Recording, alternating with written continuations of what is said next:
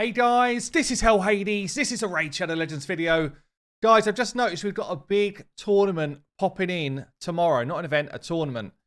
And I kind of want to put this out there. Firstly, as a bit of a warning video, but also as a bit of a kind of tutorial video if you want to go for it.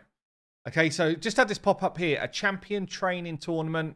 The top people that top the leaderboards here are going to win a Trunda skin and an Eternal Soulstone.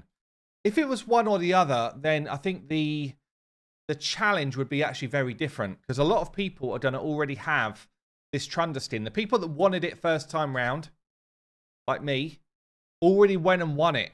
Okay, so I've already got this Trunda skin. So the Trunda skin has very low value to me, and probably to a lot of people that are happy to kind of invest to try and win stuff like this. But the Eternal Soulstone is like gold dust in this game. And if you look, I mean, I've not bought a single Soulstone pack. I've still not done it, even though it feels more and more tempting to do it.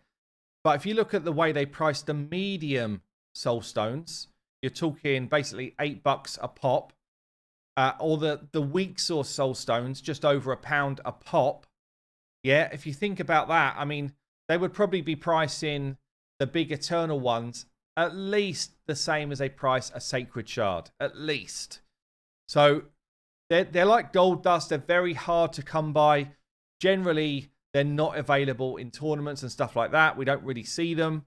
And, in order to actually get one, you have to do a whole bunch of summoning to eventually get yourself a lot of this material up here, this Eternal Soul coins. Yeah, so they're very hard to get, which means if you've got a Kraken or even like a baby whale dolphin in your group, they're going to be going all out to try and win this. I want to win this. Yeah, this is something I would like to win, but it does depend on what the tournament looks like tomorrow.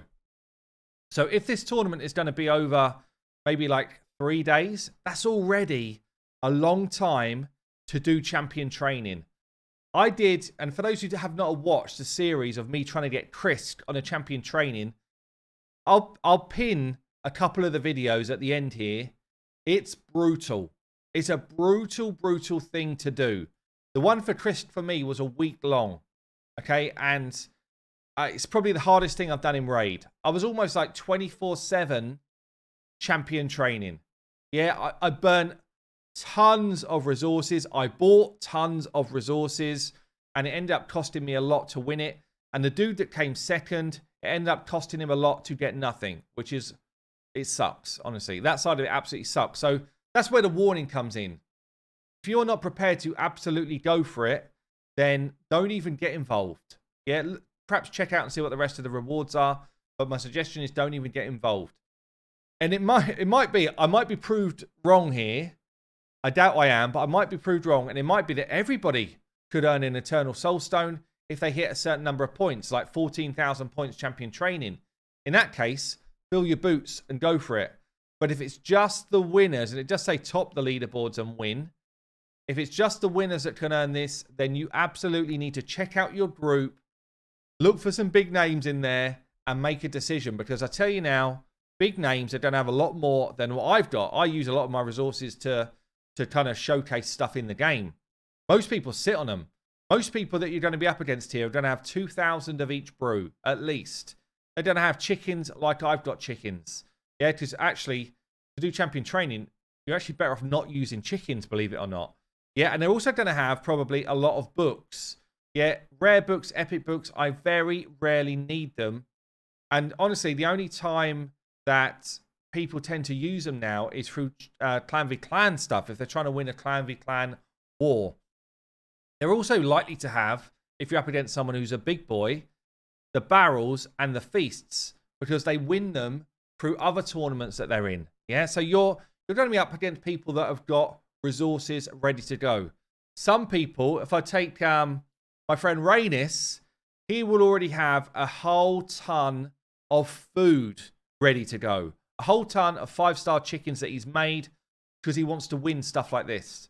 Yeah, so you do need to bear it in mind. You need to kind of gauge your group, and you need to gauge the length of the tournament.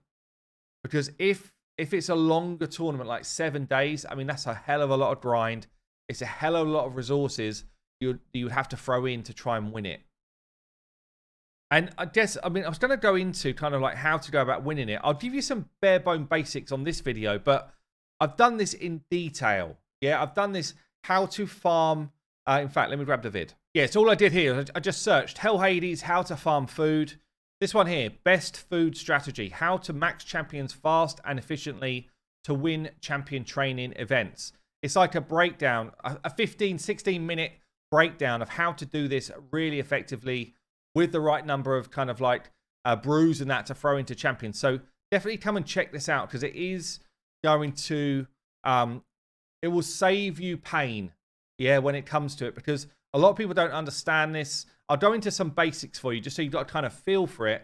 But that video I will link down below. Go and check that out after watching this if you want to try and prepare yourself for tomorrow. So if we are thinking to upgrade a 4-star champion, yeah, Alaric the Hooded, I want to take him to 5-star. The worst thing I could do, do I have any 4-star food? Not really. Let's assume this is all my food that I've got prepared. Yeah, so I've got 4-star chickens prepared. The absolute worst thing you can do, and it's basically going to halve your score, is to just feed these 4 into Alaric. Yeah, actually what you should be doing is either taking them into campaign or using them in the tavern. And this is what you're going to be up against, people that just literally play tavern leveling. Yeah, you want to take whichever food champion you're going to be using, and you want to at least throw some levels into these. Depending on the star rating, again, in that video I kind of outline it in full, but depending on the star rating depends how many additional brews you're going to put into that champion. And all I'm doing is I'm leveling it, but still with the view of I'm going to feed it straight away. Yeah, it's counterproductive in a way because you lose resources. You're wasting brews, putting levels into someone that you're instantly going to feed. But it gives you a lot of points. Yeah, and that's what you'll be up against. Anyone who's taking this seriously will be earning a shed ton of points through leveling their food before they feed it. That's what you're up against. It's actually how you should do all champion training events for fusions and all that type of stuff, because it saves you actually a ton of time, a ton of grinding, and it's what you're going to be up against. As I say, I'm not in a good spot here to be able to go up against big boys and win. I don't have the brews to do it. I use too much brews in my kind of like day-to-day.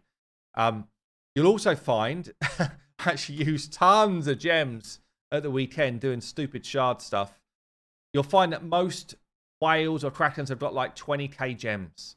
Yeah, so when it comes to the kind of like, you know, I guess the serious end of this type of tournament, they'll be in Nightmare campaign, not brutal. They'll be in Nightmare campaign, farming 12-6, and they will just be using their gems to refill energy and keep farming. So doing what I just did there in the tavern, but in campaign. And they will be making 6-star after 6-star after 6-star. And it is an absolute battle to be able to kind of take these people on. So bear it in mind, it's a bit of a bait event. As I say, I'll be doing the same thing. I'm going to be scouting my group, looking to see what we're up against. I would like this Eternal Soulstone myself. I would like it. Don't care about the Trundastin. I've already got it. But it does depend on how long this tournament's going to last. And who I'm up against, really. Like, I don't want to go and have another Krisk type event for an Eternal Soulstone. It's not worth the same to me. It's a cool thing to get. I do like them.